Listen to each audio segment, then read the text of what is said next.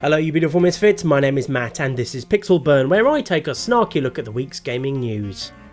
Starting with that anemic old manky chestnut about violent video games causing real world violence. You know, that old non-controversy slung around by the likes of Jack Thompson and chums back in ye dim and distant days of yore, and which has been pretty much debunked in numerous studies by numerous research teams at numerous institutions. Like this one from the Max Planck Institute for Human Development, for example, published this month in Molecular Psychiatry, which found that an extensive game intervention over the course of 2 months did not reveal any specific changes in aggression, empathy, interpersonal competencies, impulsivity-related constructs, depressivity, anxiety, or executive control functions. Although it sadly came too late to prevent footage of this man, Dan Reichert of GiantBomb.com, popping heads in Fallout 4 being seen firsthand by the President of the United States. Dan Reichert, for those of you who don't know, once attempted to cook eggshells in a frying pan because he thought they were the white part of an egg. He has also slept in a house full of wasps, thought that figs were made from sticks, and has never seen a plum. Aside from all that, he's a pretty sound bloke. But I digress. If you're watching this, you probably also agree that the idea of playing video games leading to real life violence is utter nonsense. GTA 5 won't send you onto a rampaging orgy of car theft and murder, any more than crafting TNT in Minecraft makes you a potential Unabomber. So yeah, that happened this month. Where do I even begin? A disclaimer might be a good place to start. Obviously, Minecraft is no more responsible for this than Call of Duty is responsible for any recent tragedy that might immediately bubble up into your consciousness. Just thought I'd get that out of the way. In a nutshell, a wave of 24,000 spoofed emails threatening bomb attacks against more than 400 British schools caused said schools to be evacuated last week, thanks to what can only be described as online Minecraft server beef. Let that sink in for a moment. An internet pissing match between an anonymous Minecraft playing hoaxer and the US based owners of a bunch of private Minecraft servers caused 400 schools in places like London, Manchester, Bristol and Hull to be evacuated. In the real world. The Minecraft private server in question is Velt PvP, one of numerous such server providers out there offering dedicated Minecraft game space, for PvP battles in this case, in return for donations, money via cosmetic purchases and other recompense. While their website may look a bit ropey and incomplete in places, it is nevertheless a functioning business. So it would be very fucking stupid of them indeed to put their names to an email, in both English and what we can assume to be Google translated Arabic, threatening to explode a random schoolchild with a bomb in their backpack. I mean, it would be completely stupid, wouldn't it? Not to mention utterly beyond the scope of their current business paradigm. It'd be like Mr. Kipling announcing he's going to launch an invasion of Dar es Salaam. Needless to say, it wasn't them. The sender address had been spoofed to make it look like Velt PvP had branched out into subpar Bond villain level shenanigans in an attempt to damage their reputation. A fucking stupid attempt, but an attempt nonetheless. I'm not going to go into the tedious minutiae of the beef behind this shocking display of incompetence. I tried to look into it and immediately fell down a weird rabbit hole of wishy-washy he said allegations of doxing, DDoS attacks against rivals, and other misdeeds on the part of Velt PvP. Much, if not all of which, can likely be attributed to old-fashioned sour grapes. Although even if it were proven beyond all doubt that Velt PvP had acted like nefarious uncompetitive shitbags at some point, unless they directly endangered someone's physical existence, then no alleged misdeed on their part would justify a fucking bomb threat that causes 400 schools to have to evacuate. Besides, the cause of this little vendetta is nowhere near as interesting or entertaining as how the sociopathic little bugger got himself caught. By the boys and girls in blue of the Hertfordshire Constabulary, who collared the 19-year-old aspiring Moriarty of Minecraft on Wednesday, March 21st, not 2 days after the hoax was made and schools were evacuated. Wow, that's genuinely impressive. I wonder how they did it. An elite cybercrimes unit of the best white hat hackers in all of Hertfordshire? Good old-fashioned footwork and door knocking? Gathering a bunch of people in a 1920s drawing room? Nope. In the classic tradition of great mystery solvers like Columbo, Poirot and Batman, the perpetrator left enough clues behind to nail himself. Starting with this message attached to a donation during a stream hosted by YouTube user cbrady350, who works as a contractor for Velt PvP, a message clearly stating that a bomb threat would be made on the exact time and date the hoax was made. As one would expect from a Riddler-esque criminal mastermind of this sort, a mocking taunt by way of an anonymised donation that couldn't possibly be traced back to their real identity. no doubt made from behind at least 7 proxies and therefore completely untraceable. Had they not made a donation directly to Velt PvP about 2 years previously, under the same username and with their real name and billing address attached to it.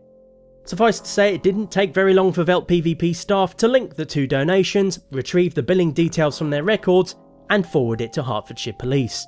Whereupon, quicker than you could say 3 score barrels laid below to prove Old England's overthrow, our would-be digital ghost of Guy Fawkes found himself detained for questioning at Her Majesty's pleasure. Presumably somewhere far, far, far away from any sand, workbenches and creepers. The moral of this story is glaringly obvious to anyone with at least half a brain. So let's move on, shall we? To another story that continues upon a theme of sheer bloody divness, but for entirely different and thankfully far less psychotic reasons. Earlier this month, an announcement for remastered versions of the original Tomb Raider trilogy got some people quite excited. Not least because the versions of the original trilogy currently available on Steam require a bit of fiddling to get working properly.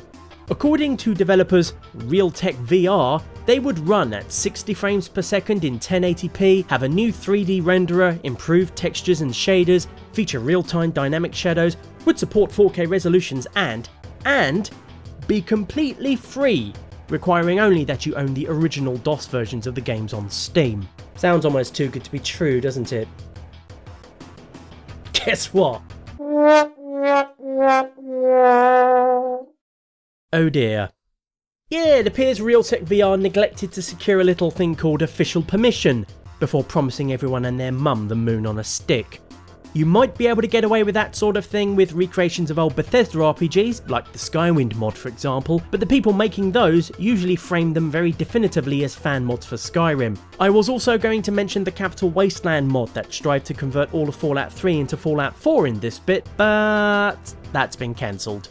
Another solid comparison would be the Metroid 2 fan remake AM2R, although that was a whole cloth remake that didn't require any of the original Metroid 2 assets to run. It was also bloody great, although you absolutely should not track it down on the internet right now, download it immediately from one of the numerous highly naughty websites that are hosting the game files and play the hell out of it. No siree. That would be very naughty indeed and Nintendo wouldn't like it. Ignore all that, you should totally play AM2R, it's really good. Incidentally, one thing AM2R and Skywind have in common is that neither pretended to have any official sanction whatsoever. A little detail that Realtek VR, well, they never claimed to have official permission from Square Enix or Crystal Dynamics, but then they never outright confirmed it either. They just heavily implied as much because, fucked if I know. Maybe they were hoping the eagerness and excitement of fans would melt Square Enix's heart of stone and move them to grant retroactive permission for free. Square Enix hasn't yet commented on the matter, but Crystal Dynamics certainly did. While we always welcome passion and excitement for the Tomb Raider franchise, the remasters in question were initiated and advertised without seeking approval. As such, they were never officially sanctioned. Ensuring fans receive high-quality gaming experiences is at the heart of our mission as a company, which requires all projects to go through proper channels. So there you have it, no Tomb Raider trilogy remasters anytime soon. Bit disappointing, innit? Let's close things off with something positive, eh? CD Projekt Red just had their 2017 financial year results conference where company president Adam Kaczynski said he would terribly like to say something about Cyberpunk 2077, but that today was not the time. Aww. Although that didn't stop him teasing out a few drops of sweet juicy information anyway. Yay! Starting with the most important bit by confirming the game will be at this year's E3. As for what exactly they'll be showing of it, that'll be announced just before E3. Another detail Kaczynski was able to confirm is the game's campaign will be single player, be very expansive, and the very first thing they show off. Kaczynski was keen to emphasise that Cyberpunk 2077 will, first and foremost, be an epic single-player game like The Witcher 3, with no microtransactions or any other hidden payments. Kaczynski also resolutely nixed some rumours doing the rounds that the game would have a predefined main character, like Geralt in Witcher 3, and as of later this year, Soul Calibur 6. According to Kaczynski, the game does have a character creator and you can still pick your class, which is a relief to people like me who like to spend hours moulding eyes and noses. Multiplayer was also mentioned, although Kaczynski, being the tease he is, declined to confirm what form that would take. One investor tried to pin him down on that by asking if Cyberpunk's multiplayer would be a battle royale mode, but all he would say is that everything is on the table in terms of implementation. So while we could eventually see 100 assorted netrunners, solos, nomads and rocker boys dropped onto abandoned islands competing for chicken flavoured Nutri-Packs, there's currently no absolute guarantee we will.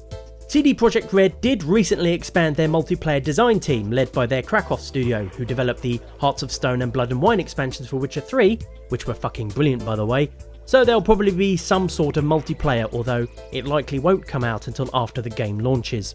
Finally, while Kaczynski couldn't comment on versions of Cyberpunk 2077 for next gen, since nothing on that front has been officially announced, he reassured investors that the game will scale to it, so it'll probably look fucking gorgeous on PC. Speaking of platforms, unfortunately for Nintendo fans, CD Projekt has no current plans for a Switch version of Cyberpunk 2077. Although you know what CD Projekt game would be perfect for that platform? Gwent. CD Projekt haven't said anything about Gwent for the Switch, nary a whisper. I just thought I'd point out how cool it would be. I mean, it just makes sense, doesn't it? Touchscreen functionality, multiplayer over local wireless, etc, etc. But I digress. Overall, while I would dearly love to have known more, at least this has given me a definite something to look forward to seeing at E3 2018. Oh shit, that's barely 2 or 3 months away, isn't it?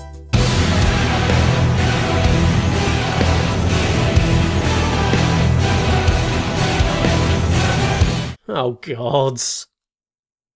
That's all for this episode of Pixel Burn. If you liked it, then please do let me know by clicking the requisite button down below, and perhaps even the subscribe button as well if you haven't already.